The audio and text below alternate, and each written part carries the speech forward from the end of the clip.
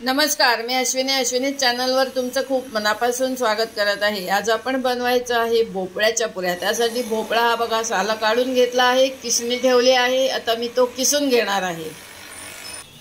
आपण 2 चमचे कढईत तूप घालून घेतलेला आहे। आता आपण ह्याच्यात भोपळा किस घालून घेऊया। हे पहा, आपण भोपळा किसून घेतलेला आहे। हे वाटीचं प्रमाण घेतलेलं आहे। ही 1 वाटी आणि ही 1 वाटी, म्हणजे 2 वाट्या किस आहे भोपळ्याचा आणि 1 वाटी गूळ घेतलेला आहे। आता आपण हा किस वाफवून घ्यायचा आहे। हे पहा, आपण भोपळा किस आता ह्याच्यात घालून घेऊया। आता दुसरी वाटी पण घालून घ्यायची आहे। हा भोपळ्याचा किस आपण तुपात आता वाफवून घ्यायचा। ह्याच्यावर झाकण ठेवूया। एक 5-7 मिनिटात हा किस शिजला जाईल। मग गूळ घालून घेऊया। हे पहा, आपण आता भोपळा ह्याच्यात परतून घ्यायचा आहे आणि झाकण ठेवायचं आणि झाकण ठेवून वाफवून घ्यायचं आहे। पाणी अजिबात घालायचं नाही।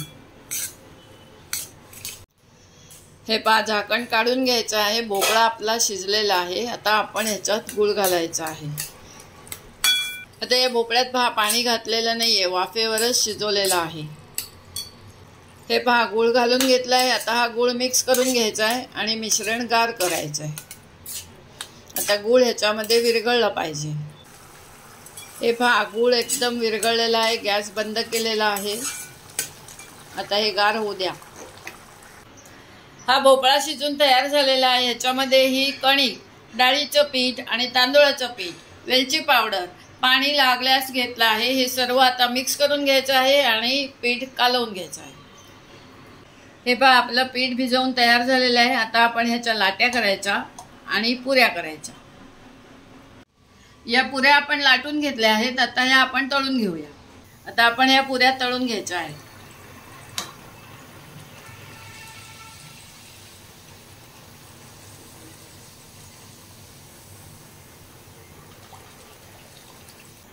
अशा पद्धतीने आपल्या पुऱ्या तळून झालेल्या आहेत। त्याच्यावर मी तूप घालून घेतलेलं आहे। या पुऱ्या आवडल्या असतील तर लाईक, शेअर, सबस्क्राईब करायला विसरू नका।